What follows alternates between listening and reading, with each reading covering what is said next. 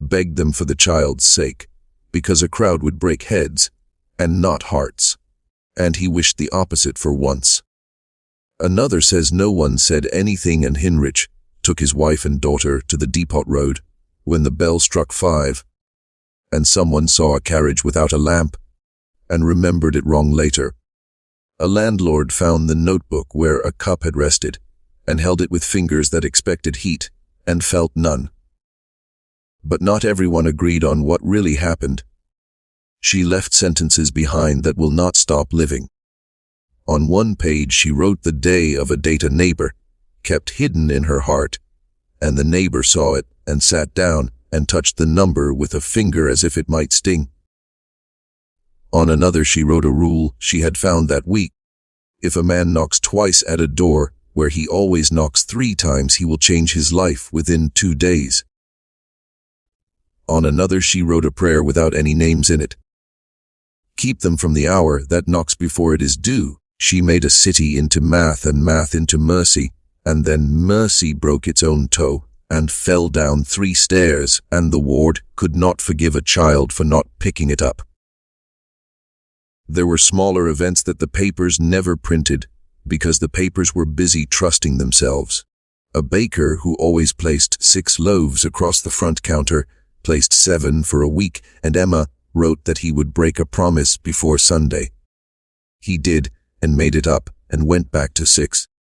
A woman who always crossed herself before passing the cooper's shop stopped for 3 days, and on the 4th came to Greta and asked for help setting a bone in the hand of her son, and Greta did it.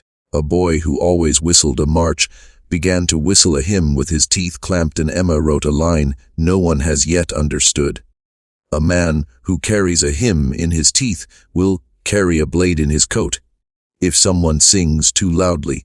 The midwives learned to walk around the girl with a curious gratitude that they could not say in the lanes. One placed a coin in Emma's palm one morning for naming the exact day a baby would cry, and for telling her the wind would be wrong that afternoon and to go by the other bridge.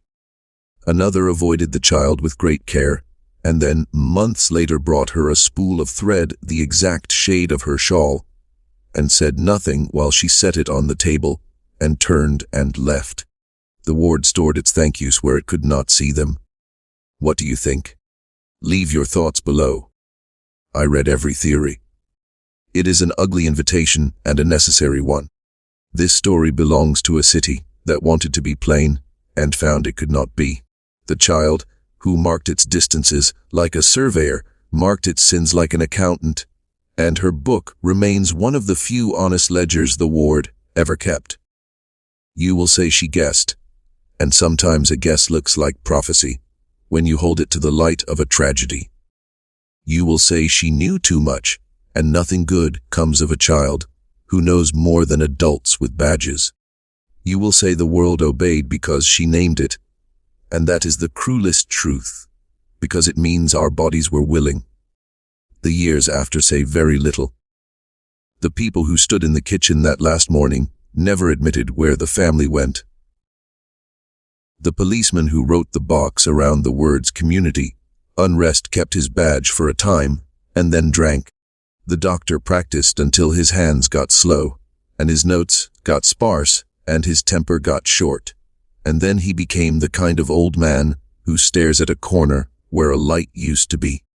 The pastor delivered a sermon on the sin of presumption and another on the virtue of silence, and underlined both and never preached them again.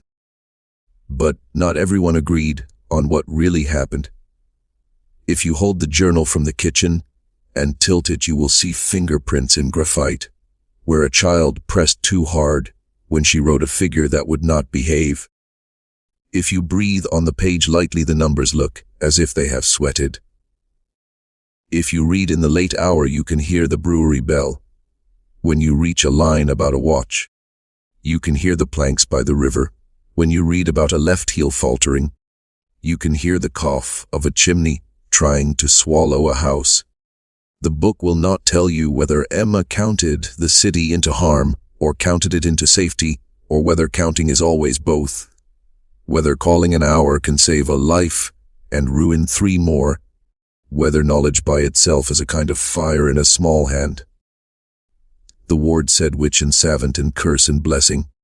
It said calculation and chance. It said coincidence and collusion. It said God and it said brain, and it said neither. The words piled up until they hid the kitchen and the cup, and the little pencil sharpened to a sting. What remains is quieter. The hand that held the pencil. The hours she wrote. The bodies that arrived in those hours, because they were already on their way. The city that discovered it was a machine, and did not like the person who pointed to the gears. But not everyone agreed on what really happened. They began to sort her into boxes, as if a neat word could shut a door. Men who loved order spoke first. They said brain, not heaven. They said savant, not witch. They named the case without touching the child. A man from the medical society in Chicago once heard of an English boy who could divide by heart faster than 2 men with slates. In Paris there had been a calculator who saw numbers as colors that climbed the wall in stripes. In New York a woman remembered every hour of every day and could tell you the color of a ribbon from a morning 10 years gone. They said Emma belonged in that company. A bright groove carved too deep. A talent grown thorn. She learned the weekday rule from an almanac and kept it in muscle. She learned the measure of streets by walking them until her feet knew the answers before her thoughts did. She learned how a drunkard changes gait by watching. The river plank swallow the same men year after year. Nothing otherworldly in this. Only a child turned into a listening machine in a city made of patterns. Dr. Mueller tried to build a bridge with this sense. He wrote neat pages that named hypermnesia and compulsive attention. He noted that premature birth can stamp a life and leave a mark the size of a city. He noted that a voyage at sea can tune a child to rhythm the way a metronome tunes a violin. He noted that a ward where men walk the same lengths and stop on the same boards and light lamps at the same minutes can train a mind to predict with the same ease a baker counts loaves.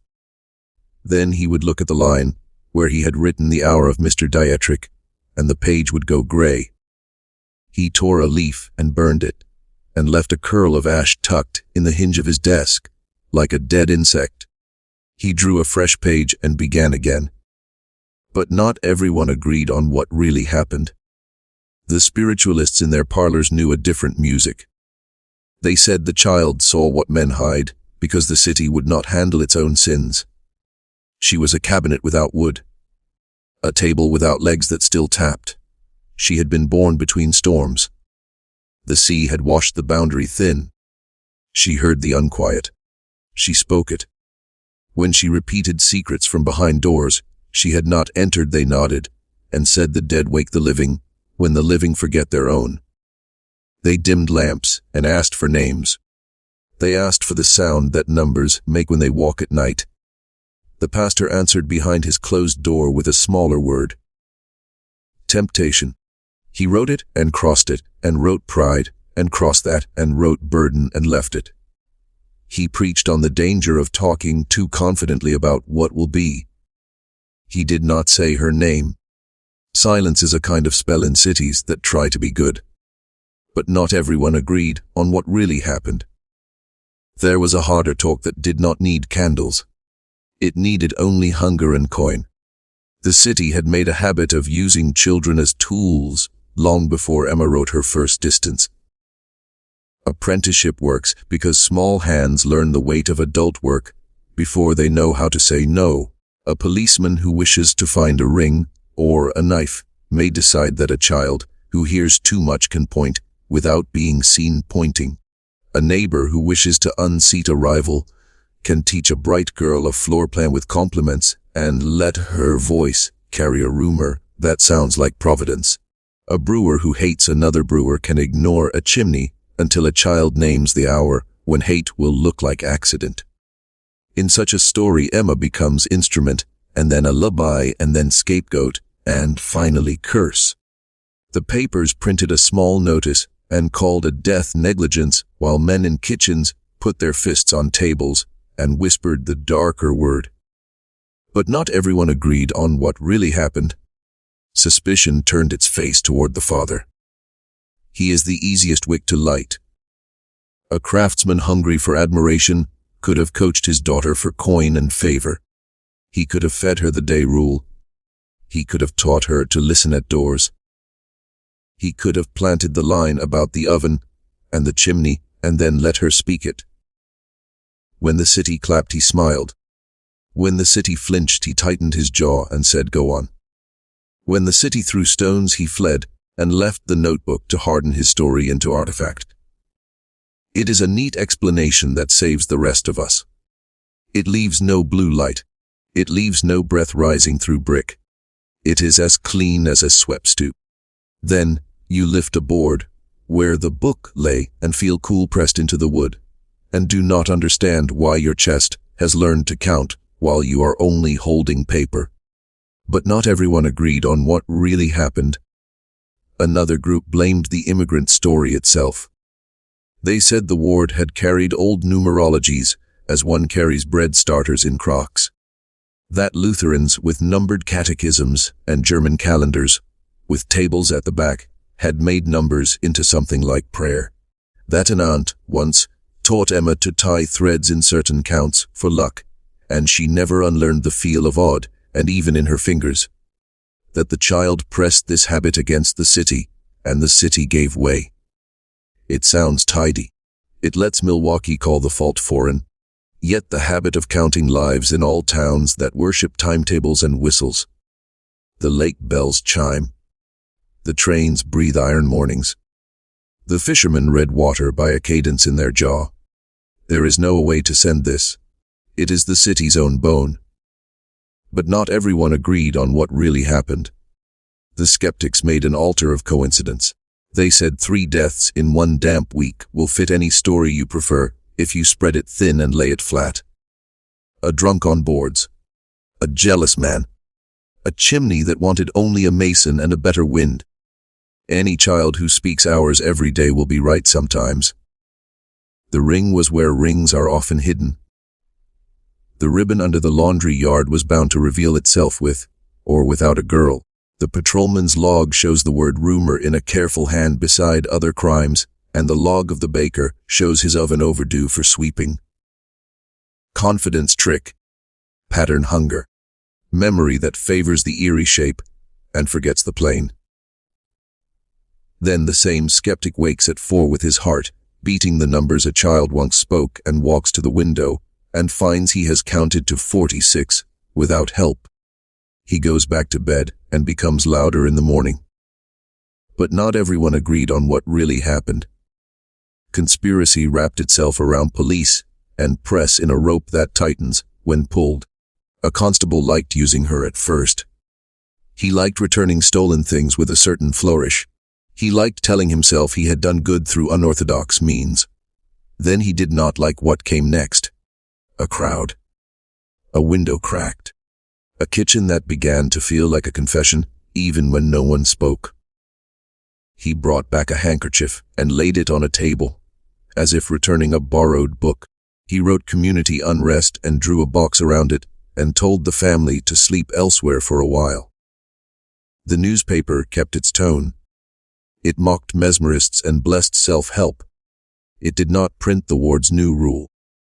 Do not speak the last number. It did not print the list in Emma's notebook that placed 3 names in a column with tiny ticks that mean more to those who keep them than to those who calculate them after. But not everyone agreed on what really happened. Some insisted she was not predicting at all. She was pushing. She spoke an hour and men drifted toward it, because the world likes to find proof for a whisper. Mr. Dietrich reached for his bottle and saw a little girl at a pump, and the thought stuck like lint. 8 and 23 knocked at him without his permission. Mr. Kellner stalled in the alley because he had been named and his body obeyed the story before his mind did. Mr. Zimmerman mocked the physician because the pride in his chest grew tall enough to catch the flame. Words can make hours, A bright child speaking in a small room can write a city's movement as surely as a timetable. Then the counter-argument arrived like a hand on the table. The widow who stepped back from the river. The number that fell from 87 to 9 to nothing. How do we weigh the hours saved against the hours spent? The scale tips both ways and does not stop, but not everyone agreed on what really happened. A quieter theory, hid under quilts and behind stove doors, where women certainly noticed the same shifts a child notices, and choose not to write them in books. They said Emma did nothing new. She merely put to paper what women in lanes have always kept in their throats. Who drinks more? Who walks less? Who stops singing? Who pins hair with Sunday pieces on a Wednesday noon?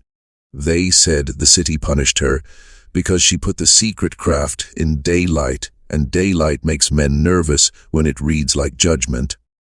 They said she was whipped in silence for speaking aloud what the ward relied on women to feel and to mend. It is a theory made of tenderness and anger braided. It fits and it cuts. But not everyone agreed on what really happened. The pastor wrote a private account in a small book with edges worn by thumb. He did not name her. He spoke of a temptation to accept knowledge before wisdom. He wrote that prediction can become contempt, and that contempt kills. Then in the margin he wrote a line he never preached. A child saved a life by counting breaths, and pride burned a man in the same 7 days. He underlined saved so hard the paper buckled. He turned that page only with care after. But not everyone agreed on what really happened. Dr. Mueller kept 2 ledgers in one, public and private. In one he wrote that a mind that perceives patterns too quickly will rest only inside numbers. In the other he wrote that people are themselves numbers, and the city was a grid, and the girl had eyes like twine. In one he argued that attention can explain a ring found under cloth, and the day for a date learned without a book, and the hour anticipated by a child who had watched old men die before. In the other he wrote a sentence that he scratched nearly away. Or else she speaks and bodies obey. He smoothed the scratch with his thumb until his skin warmed. The sentence remains under the scars like a bone under flesh. But not everyone agreed on what really happened. There was talk of a hidden hand in the ward that hated the way the story would stain it. A brewer with influence. A landlord with friends. A constable who reported upward instead of outward. They did not conspire to harm a child. They conspired to move a family 1 mile farther from a problem. It is how cities soothe themselves. Relocate the noise. Then the ward hears silence and declares the trouble solved, while the river keeps the watch, and the bakery keeps the stain, and the chimney remembers its draw. But not everyone agreed on what really happened. The journal itself split readers into camps as tidy as the lines inside it. One camp said artifact. One camp said lure. One camp said a child's exercise in a neighborhood that happened to break at a seam that week. The camp that kept the book in a box at the library tied it with string and mislabeled it as school notes, so that hands without reason would not ask for it every winter, when the air teaches minds to count. A clerk swore the box whispered the days of week during a storm. A senior laughed and told her to go home early. He later sat with the box, when everyone had left, and found that he had placed his hand on the lid without meaning to. But not everyone agreed on what really happened. There were theories that reached too far and lost their readers in water. That the child was born between storms not as accident, but as plan. That a soul had crossed sideways and kept both calendars. That on the voyage a sailor taught her something more than rhymes, and that the ship itself groaned in a code, and the code never left her, and the city matched it. This kind of talk has salt in its mouth, and makes a parish smile and shake its head.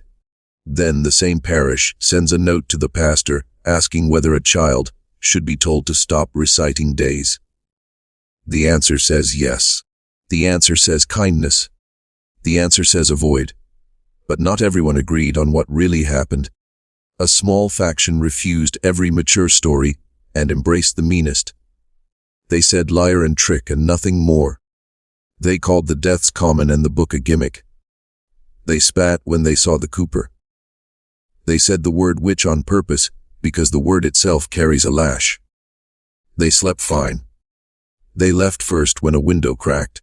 They moved to a block that had no ghosts because they never let ghosts be named.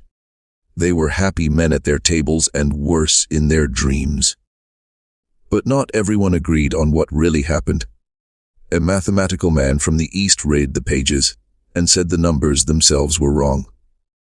He pointed to sums that fail. He smiled as if to soothe a frightened room. Then a seamstress who had mended Emma's sleeve said the sums no one cared about were wrong, and the ones that mattered were never wrong. A child can miss 3 plus 3. A child can mark a breath that will stop and be exactly right. The man folded the paper and returned to his hotel. He dreamed bad and left before noon. But not everyone agreed on what really happened. You can follow each theory down a street until it meets itself coming back. Each one comforts one kind of mind and punishes another. Each one hides a confession. The naturalists fear stories. The spiritualists fear numbers. The conspiracists fear that a city will always be itself no matter how you tidy it. The father theory fears poverty and pride more than a blue light in a corner. The immigrant theory fears without saying what it fears. The skeptic fears being played for a fool and becomes the easiest fool to play. The pastor fears the appetite for knowledge that uncouples from mercy. The physician fears that naming a thing will not save anyone. The woman who counts hairpins and steps fears a day when she will have to do it aloud and be punished for keeping the town alive. But not everyone agreed on what really happened. When a story fractures into this many shards, it begins to cut no matter how you hold it. The ward bled a little and then pretended the red wished to be called something else. A few kept their own contradictory bundles. Emma saved and Emma doomed. Emma listened and Emma commanded. Emma made a net of lines and the city ran into it and called it fate. The papers chose negligence and moved on. The neighbors kept a rule about stopping before 47 and taught it as a game. The doctor aged. The pastor died with a sermon half written about prayer that is not spoken because it throws sparks. The policeman forgot where he put his book and told himself he had never had one. The last theory cannot be printed neatly. It belongs to the city itself. That the grid she drew was already there. That she did not create the pattern or enforce it. That she discovered the tick when others wrote music over it. That the tick grows louder when people are tired and poor and proud and weak. And that a child with thin hands and a blunt pencil sometimes hears it first. If that is true, then all the rest of us owe her apology for hearing late and punishing early. If that is true, the ward will never admit it, because cities prefer their ghosts safely drowned under bridges. But not everyone agreed on what really happened. The papers called it negligence. The locals whispered of something darker. The truth breathes between. It does not want to be named. It prefers to be counted. And the count has stopped one breath before the end since the morning the kitchen cooled and the lamp sighed and the notebook waited under a board as if paper itself could hold its breath while a city debated what to call it. The apartment above the cooper's shop looked normal by noon on the day after. The cup on the table had gone dull around its ring. The lamp had been pinched too fast and left a smell that waited in the curtains. Tenants moved in before long and moved out as if they had forgotten why they had wanted the light in that room. A pale square remained on the floor where a board had hidden a thing that should not have had to hide. Landlords kept their lies ready. They said the neighborhood was changing. They said the wind off the lake made the windows rattle men's nerves loose. They did not say a little hand had turned a city into a ledger, and the ledger had answered back. The kitchen clock took up a new habit. It lost time in odd sums that made no sense, unless you stood at the window and looked toward Zimmerman's empty lot. 10 minutes vanished 1 week, then 20 the next, then none for a month.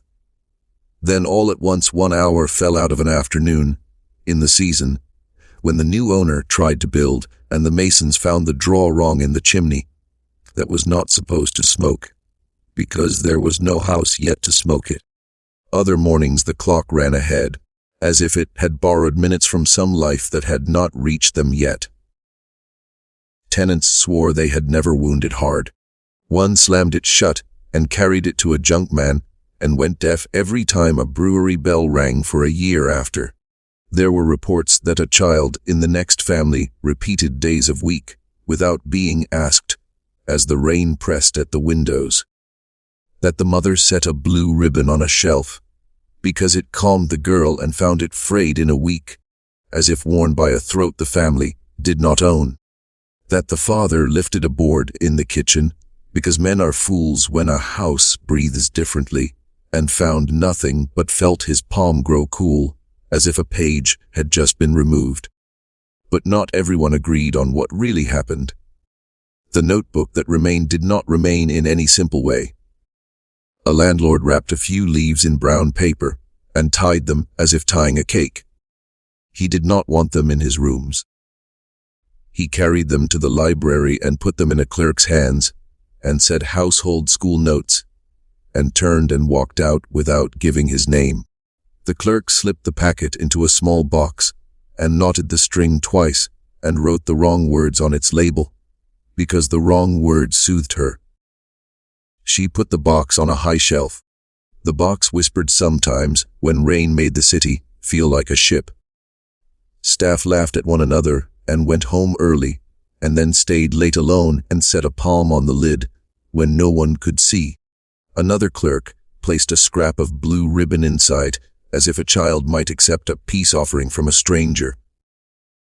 It came out after a few days with threads loose and a color that looked pulled. He never put anything else in that box. He began to check the dates on the borrowing slips in a new way, and noticed each slip bore a smudge on the day line, as if readers had wet their finger to find their place in time and failed. But not everyone agreed on what really happened. The ward kept a new rule and taught it as a game, because games travel better than warnings. Boys counted to 46 and stopped grinning. Girls counted to 46 and clapped their hands once and broke into another song. Mothers twisted the habit into a skipping rope rhyme, and the rope skipped over the missing number, as if it were a stone in the street you had learned to avoid without thinking. Sometimes a foolish uncle would shout the last digit and laugh when the room went still. The kettle would stop making its little sound. The uncle would become less funny to himself. Children asked one another for days of week like a trick performed at doors. What day was my grandmother married? What day will the baker fall down the stairs if he keeps his eyes on the window instead of his feet? Teachers forbade it kindly. Pastors whispered it kindly in the sacristy and used the word refrain. The city printed nothing about any of this, and the habit sucked itself into the wood, the way spilled beer does, and hardened there. Those who moved away carried the rule inside and found it returning in rooms where no one knew what the rule had meant first. Dr. Friedrich Müller lived past the summer of the panic and turned into a slower man who walked each block as if measuring it to prove nothing hides in a square that he can name. He kept his 2 ledgers. In one he wrote cases in Latin words as clean as winter glass. In the other he kept the pages that burned, even when he did not light them. He ran his thumb over a line that he had scratched nearly away, and could always feel the bone of it under the paper. Or else she speaks and bodies obey. He would smooth the words with his thumb until he felt warmth, and then he would close the book, as if that could call the warmth back into his hand. He went one last time to the apartment above the cooper's shop and stood in the kitchen and asked the clock whether it was right yet. The clock did not answer. He set his palm on the table, where a ring had stained the wood, and waited for what he could not name. It came as a little tightening around his heart, as if breath had to pass through a door and wait for someone to open it from the other side. He wrote a letter that night to a colleague in Chicago and never mailed it. He put it under a lamp and pressed a curl of ash into the hinge, as if letters need a weight to keep them from drifting into hearts that cannot manage what they carry. But not everyone agreed on what really happened. The pastor who had written burden in his book died in a season when the river was low and the lake was loud. His funeral brought numbers that hurt to see all at once. Choirmen sang a hymn that felt too brisk, and then slowed as if they remembered the count under their feet.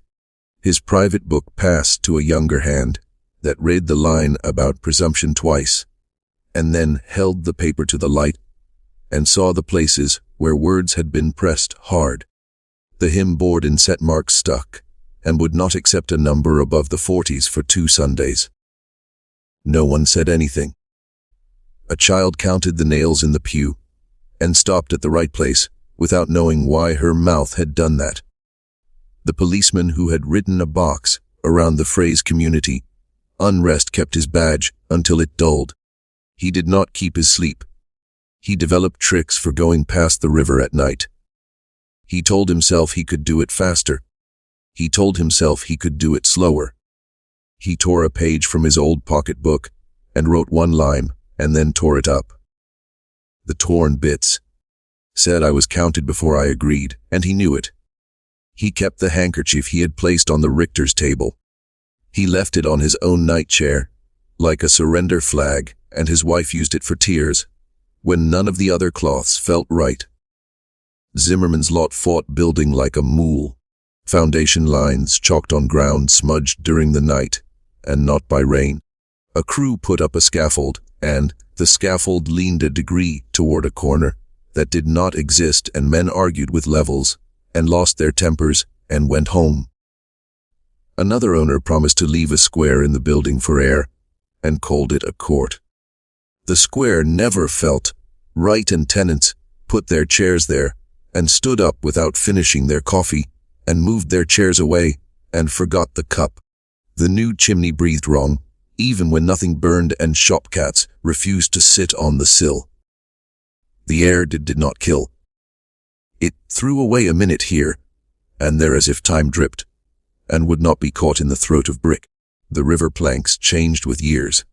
Boards turned to iron, and iron made a noise that wood never made. Yet there are people alive who say they have heard a left heel falter at the wrong hour, at the place where the board once gave milk when it rained. They do not tell this often. It is not useful to tell the city that it leaks a small memory the way a bottle leaks when cork shrinks.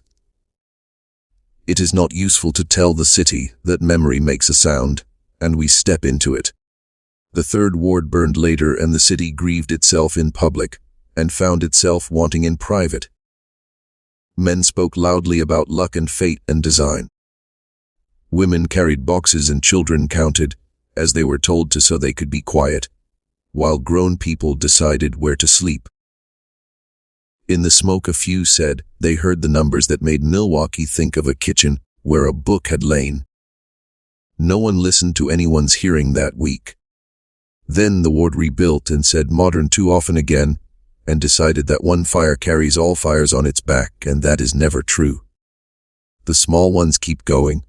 They always have. Years fold, and the story does what stories do when the city refuses to write them down. It lives in habits. Young people moving into the old blocks take afternoon walks and find themselves counting cracks in sidewalks and stopping before the last. They hum as they walk, and the hum arranges itself into sevens and then stumbles away. They tell one another the story at house tables and call it a myth and touch wood, without meaning to, and ruin their own jokes by laughing a little too late. Archivists pull the box with string down and set it on a table and tell themselves that a new intern should do the work of reading and listing and labeling. The intern opens the knot and reads and leaves with a headache that feels like numbers lined up to be chosen by a teacher. The intern comes back the next day and finishes the work and rewinds the string and writes the title the senior has told her to write and goes home and forgets a date she should not have forgotten. She remembers it 2 days later and writes it on a calendar, and it looks wrong until she changes the day of the week to the one the book would have called it. A letter sits in a drawer in a house far from the lake and pretends to be a different letter when anyone looks. It says they left for a few days and says they took a train to a place where the calendar and the language were the same as at home, and says the child kept her eyes on her hands and counted the seats and said the hours like a catechism. It does not say where they set their heads at night. It does not admit whether the city followed them in the way light follows a man who thinks he has closed all the shutters. But not everyone agreed on what really happened. Every so often a person tries to finish the count in a room, and the room holds still and waits for a price. The person finishes and then watches the door for a knock that does not come. The price is always smaller and larger than a knock. A minute falls out of a morning that you needed to carry you to a promise. A bell rings a tone lower than usual and a stranger remembers your name as if you had given it to him shoved under his door with money. A child who has been quiet speaks a day of week for a date that does not concern her and smiles as if she had performed, and then her mouth stiffens as if someone has asked her to do it again. When she is tired, the city has kept the game going because games protect what rules cannot. There are other versions of mercy in this. A midwife walked a different bridge because a girl told her wind, and the woman arrived where she was needed, and the child she lifted grew to sing at the brewery, and to die in a different year than the one men expected. A widow lived through a winter because a father spoke to her in a voice she recognized as belonging to a man who understood what a step can mean. A husband bought oil for a lamp in his pocket and turned back to look at a chimney and found reason to call a man with mortar. You do not owe a child for all of this. You owe the pain of seeing that a city saves itself when it listens to those it often asks to be quiet. There is a sort of peace in the ending that is not an end. The apartment is gone and not gone. The kitchen is brighter than it was and holds the same air. A pale square of wood is not there and is remembered by more people than have any right to remember a square of wood. The river has turned iron into a habit and water into another one. The library holds its box and holds its tongue, and staff tell new staff that the label is wrong and to leave it wrong, because this is how the story gets to sleep. You want a name for what is left. We have used too many: savant, witch, burden, blessing, curse, coincidence, pattern, hunger. All these words walk like men in hats through a rain and never take off their hats. What remains in the room when they go is quieter. A hand that pressed too hard on a page and left a groove in wood that any fingertip can find. A little arithmetic that took pity on the living and was punished for speaking in a tone that made blood stand up. A city that understands itself only when the hour grows thin and someone counts the length between a door and the curb and how many breaths are needed to cross it without breaking a promise. Perhaps you will lift a board in your own house and find nothing and feel in your hand the cool of paper leaves when it has just been removed. Perhaps you will follow a rumor that a library has mislabeled a box and ask for it, and be told there is no such thing, and then be given it because the clerk is tired of being alone with a whisper. Perhaps you will go to the place where Zimmerman's lot keeps refusing corners, and you will put your ear to brick and you will hear nothing, and then you will hear your own steps in another year, and you will not be happy with how exact you sound to yourself. Perhaps you will find the missing entries if you dare to open the archives yourself. Perhaps you will match a day to a date and prove that the hand that wrote it never lied to itself. Perhaps you will forgive the child for hearing too much, and forgive the city for breaking when it needed to bend, and forgive nothing at all, because forgiveness asks for a last number, and you have learned to stop one breath before the end. If you want me to continue uncovering these buried histories, subscribe now and share your theory in the comments. Tell me whether a city can be counted into safety and into harm by the same small hand. Tell me whether silence is a mercy or the other thing. Tell me whether you have ever set a cup on a table and felt the table remember